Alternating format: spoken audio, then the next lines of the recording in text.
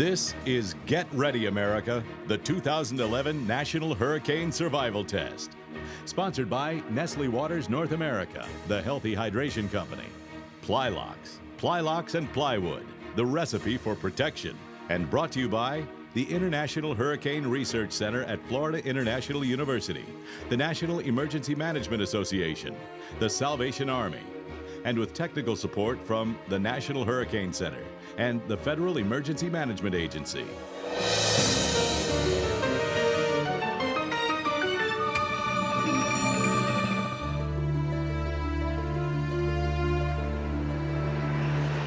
This is the annual mean season, hurricane season. It's the time of year when the destructive power of Mother Nature's flurry of storms represents an extended threat of danger, damage, injuries, and death. Again, we confront the prospect of forces well beyond our control and even understanding. For the next 30 minutes, we'll help you review everything you need to know about how best to prepare for the strongest storms the planet has to offer, and how to react when they strike. Just ahead, we'll present 10 simple questions, and knowing the right answers can help protect your family and property. So get ready with paper and pencil while we look back at last year's hurricane season. The season began with Hurricane Alex, a Category 2 storm, which struck the Yucatan Peninsula as a tropical storm, and northeastern Mexico as a hurricane, just south of the Texas border. In the latter part of August and September, the season became much more active, with the formation of 11 named storms in about 40 days. 4 were Cape Verde storms, Danielle, Earl, Igor, and Julia, each reaching Category 4 intensity, and a 5th in the Caribbean, Carl, also became a major hurricane. Danielle and Earl were back-to-back major hurricanes. The annual differences in hurricane seasons, we now know with fair certainty that one of the key factors is the presence or absence of an El Nino or a La Nina. Due to the above-average number of storms, 259 people lost their lives in storm-related incidents, and damage ran slightly more than $11 billion. No hurricanes and only one tropical storm made landfall in the United States last year. Although quiet, and for the most part harmless for the U.S. mainland, forecasters are quick to point out a quiet storm season does not mean we're in the clear and out of the decades-long cycle for increased storm activity. The biggest misconception that people have about hurricanes is that the big one won't happen to them. In March of this year, the world witnessed the terrible carnage from an earthquake off the coast of Japan that spawned a deadly tsunami, completely inundating cities and farmlands. Thousands of people perished, with thousands still missing, and more than 130,000 people still in temporary housing. No one could ever be 100% prepared for anything of this magnitude. Many people scoured bare shelves in grocery stores looking for food, waiting in line for hours, even days for fuel, perhaps never thinking something like this would ever happen. Oftentimes during a hurricane, the sources that you relied upon in terms of municipal sources are disrupted during that time frame. So having bottled water as a key element of your hurricane preparedness kit is a critical component. The recommendations are 1 gallon per person for up to 3 days so that you can handle that initial disruption when it occurs. Now, let's help you and your family prepare for the 2011 hurricane season. So, get ready, America. Here comes our National Hurricane Survival Test. Question 1. What's the deadliest part of a hurricane's fury? A. The eye wall. B. Winds within 5 miles of the eye. C. The storm surge. D. Flying debris. The answer is C, the storm surge. While high winds and flying debris can be a deadly combination, they are nothing compared to the massive wall of water pushed along by a hurricane. You can survive 150 mile per hour winds, but you cannot breathe underwater. The greatest damage from storm surge often occurs to the right of the hurricane because that's where the strongest winds are typically located. Not only that, that's where the onshore flow towards the coast is typically located. So that's where you're getting the greatest force pushing the water inland. Predicting storm surge is one of science's major forecasting advances during the past 10 years. Every year we're updating the numerical model that we use to predict storm surge. That's what we're doing primarily in the off-season. Research at the International Hurricane Research Center at Florida International University has also revealed another, somewhat surprising, danger associated with storm surge. Since the start of hurricane season coincides with beach season, beware, a life-threatening hazard may be lurking in the surf. Rip currents. In the aftermath of storms, killer rip currents are often found hundreds of miles away from the storm's landfall. Be smart and always check the beach forecast provided by your local National Weather Office. Question 2. What is your best strategy for protecting your home against hurricanes? A. Cover or strengthen windows. B. Reinforce your garage door. C. Trim limbs from nearby trees. D. All of the above. The answer is D. All of the above. Wind is usually your greatest enemy in a hurricane, so strengthening should focus on the weakest points of your home. If you're a homeowner and you haven't done anything yet to protect your home, start with your largest opening first. And for many homes that have a garage, that usually means the garage door. If it's an old door, replace it with a new one that is Hurricane Code approved and rated for hurricane wind and airborne debris. At the International Hurricane Research Center at Florida International University, field tests are revealing simple, inexpensive fixes for common storm-associated problems. For instance, gravel roofs. In a hurricane, gravel acts like a shotgun blast, but putting a small screen barrier around the roof breaks up the air currents and keeps the gravel in place. Still ahead, making sure you can financially weather the worst Mother Nature can throw at you. On May 15, 2010, the National Hurricane Center increased its Hurricane Watch targeted lead time to 48 hours. Get Ready America will return in just a moment. I pledge to be there for you when disaster strikes, to guide you through your claim, to offer personalized coverage from a choice of insurance companies, to explain your policy and treat you with respect. That's the Trusted Choice Pledge. We put it in writing. Home, auto, business, life. We are Trusted Choice, independent insurance agents in your hometown. Visit trustedchoice.com or call 1-800-WE-INSURE. This hurricane season, be prepared with Plylocks Hurricane Clips. This innovative product secures plywood to protect windows from hurricane-force winds and flying debris without nails, screws, or drilling. Simply measure your windows, have plywood cut to fit, and slide on Plylocks clips and push the plywood sheets into the window openings. Plylocks clips make removal and storing easy. An average home costs about $100. Plylocks clips are available at your local hardware store or call to order at 1-800-583-4289 or www.plylocks.com. On May 15, 2010, the National Hurricane Center increased its hurricane warning targeted lead time to 36 hours. We now return to Get Ready America.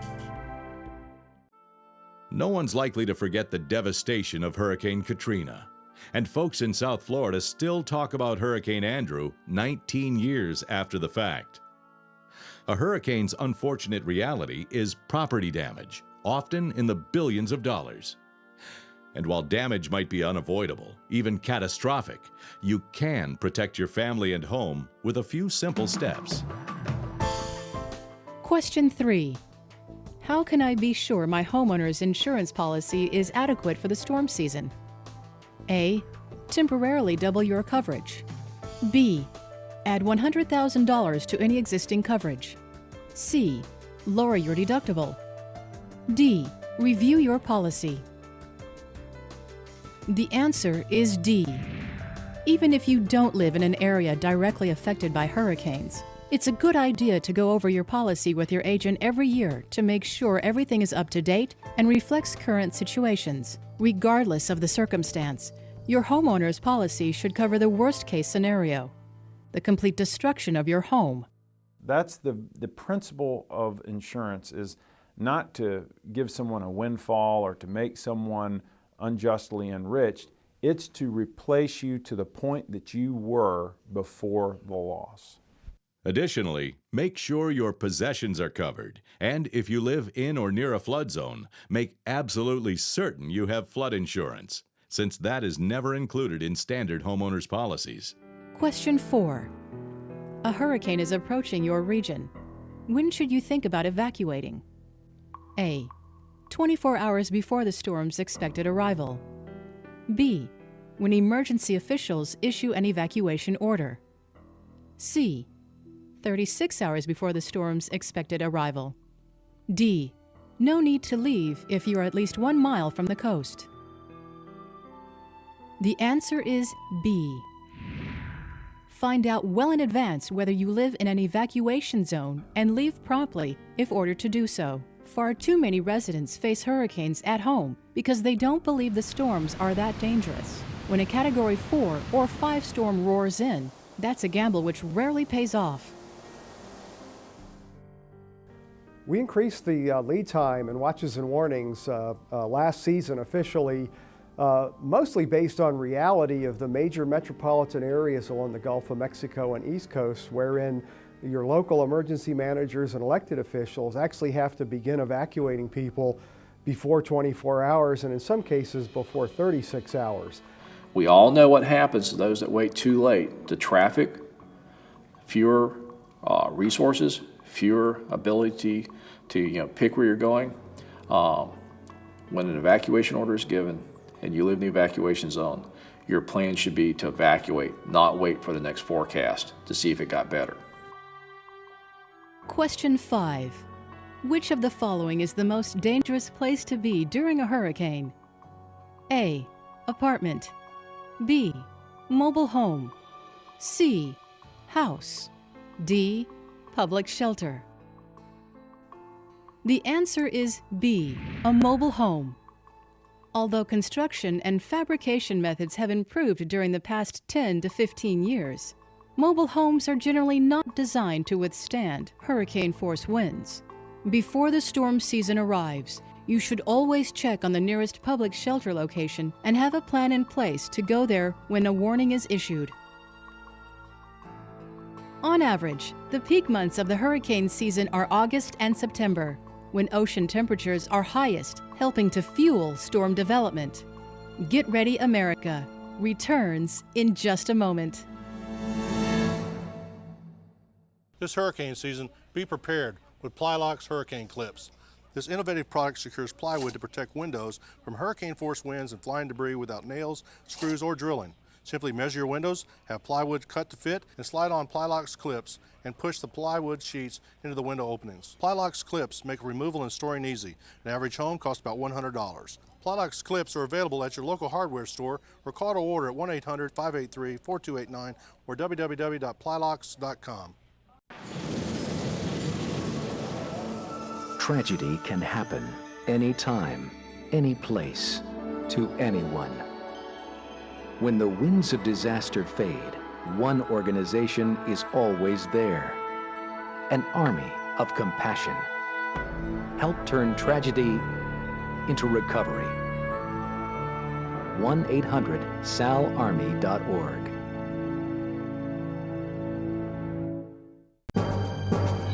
In 1969, Hurricane Camille roared ashore in Mississippi, the strongest storm of any kind to ever hit the U.S. mainland. We now return to Get Ready America. The scientific community is ramping up for a larger than normal hurricane research campaign during this storm season. While Hurricane Hunter planes continue scouting the inner workings of a storm, NASA will be focusing weather satellites on various parts of the storm, gathering data for new, more powerful computer weather models. They also have unmanned aircraft called the Global Hawk. The Global Hawk have been used for military applications for a few years, flying way up, about 60,000 feet above the ocean. Worldwide, social media has become an important tool for emergency disaster service agencies like the Salvation Army. It's using platforms such as Facebook and Twitter to help prepare communities before disaster strikes, and to quickly and in real time provide life-saving information to those most in need of its services. The Salvation Army is active on Facebook. We also have a Sal Army EDS Twitter account. And really there's two things that we use social media for. Number one is to push information out quickly, because a lot of times during a disaster, your cell phone may not work, particularly when it comes to voicemail. However, the data connection, whether it's texting or accessing things like Twitter or Facebook, will work. And so a lot of the things that we're doing is pushing information out through that medium about where you can get assistance, what numbers to call for help, even just general information about what communities the Salvation Army is serving in. The other way that we use social media is to get feedback from you, the public, because sometimes it's tough for us to get information about what area is most affected. And so when we watch these Twitter feeds and lots of people are saying, we need help here, we need help there, that gives us a greater picture of what's going on the disaster site, where we need to concentrate our resources and where people are most needing our assistance. Question 6. You have pets. Where will you both be the safest during a storm? A. A public shelter. B. Your veterinarian's office. C. The home of a friend who has pets. D. 50 miles from the storm's landfall. The answer is A.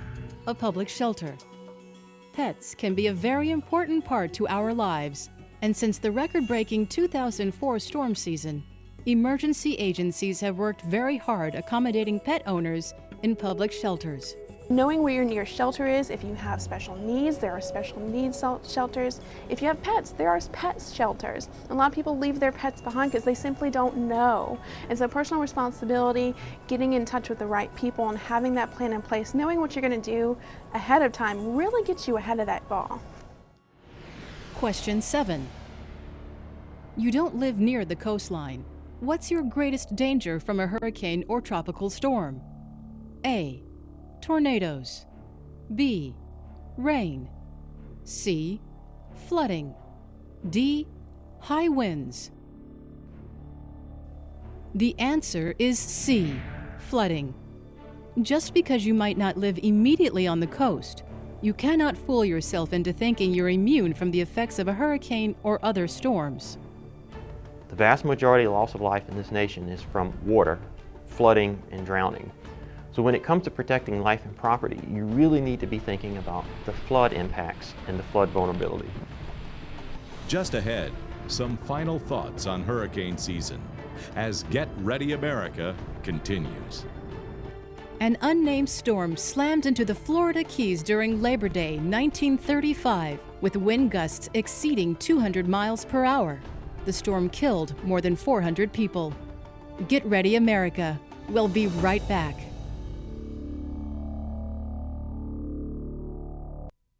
I pledge to be there for you when disaster strikes, to guide you through your claim, to offer personalized coverage from a choice of insurance companies, to explain your policy and treat you with respect. That's the Trusted Choice Pledge. We put it in writing. Home, auto, business, life. We are Trusted Choice, independent insurance agents in your hometown. Visit trustedchoice.com or call 1-800-WE-INSURE. Tragedy can happen anytime, any place, to anyone. When the winds of disaster fade, one organization is always there. An army of compassion. Help turn tragedy into recovery. 1-800-SALARMY.org. More than 8,000 people died September 8, 1900, when a Category 4 hurricane barreled into Galveston, Texas. Waves were higher than 15 feet and winds howled at 130 miles per hour, destroying more than half the island's homes. We now return to Get Ready America. Now's the time to make sure your family's emergency plan is in place. If you don't have one, there are numerous websites offering helpful information. For those wondering what an emergency plan is all about, it happens to be our next question. Question 8. What elements need to be in your basic emergency plan? A. The phone number of a pre-designated out-of-state contact person. B. Emergency shelter locations, including pet-friendly shelters and how best to get there. C. Safety and contact information shared with family and friends. D. All of the above. The answer is D. All of the above. Disaster preparation begins at home, and we must assume responsibility for preparing and taking care of ourselves and our families. There's many things you can think about when it comes to any kind of an event that could cause harm to you or your family. The first thing you want to do, though, is exactly what could happen to me. What am I at risk from? Am I at risk from wind? Am I at risk from storm surge? Am I at risk from rainwater flooding? Am I at risk for all of the above? Now that you know what could happen to you, it's a fairly straightforward thing of going through and saying, okay, in the event a hurricane comes this way, what will we do for me and my family? Where are we going to go if we have to evacuate? Who are we going to notify? Okay, we know the hazard. We've made out a plan. This is the stuff we need to do. Well, there's probably a lot of details in there, and that can vary from person to person and how much detail they want. But most people find it useful to have a checklist of the things they need to do in the event of a hurricane. I find it a very useful thing each year. My way of practicing my plan is it's somewhat perishable. What I'll do at the end of hurricane season, I either eat my hurricane food supplies or donate them to a food bank. You come out twice as good either way on that. Question 9. Against all advice, you've decided to ride out the storm at home. Where should you take shelter? A. The garage. B. Under your bed. C. The bathroom. D. An interior room. The answer is D, an interior room, preferably a closet, although a bathroom is often one of the stronger rooms in a house. In any event, if a hurricane is imminent, you're far better off to leave the area for a shelter or stay with friends 15 to 25 miles inland. Question 10. After a hurricane, how long should you plan to be on your own without outside help? A. 4 days. B. 3 days. C. A week. D. 10 days. The answer is B. And although most experts recommend a minimum of 3 days' supplies, it's always better to have more than you need. Make certain your stockpile of supplies includes 1. At least 1 gallon of water per person per day. 2. 7 days of non-perishable food items. Canned foods are good. Just remember the manual can opener. 3. Any necessary medications. It's a good idea to have at least 2 weeks' worth. 4. Lanterns and flashlights. 5. Emergency radio, usually available through the Red Cross or local hardware stores. 6. Cash, because ATMs probably won't be working. Additionally, if you're evacuated, the urge will be to get back to your home as quickly as possible. But you're better off waiting for the all clear from emergency managers. There will be enough chaos without you adding to it. In going back in, we ask them to be very careful, especially if there's a lot of flooding, if there's water because electrical, and also if there's damages when you look at debris. Preparation is the best defense in a disaster. As hurricane season looms, residents should make sure they have a disaster plan for themselves and their families. Prepare a survival kit and heed all safety warnings from officials. Lives may depend on it. People that are adequately prepared are likely to rebound more quickly than those who don't take action ahead of time. It's not difficult. but it is essential. What's peaceful today could be a raging monster tomorrow. Prepare for the worst and hope for the best.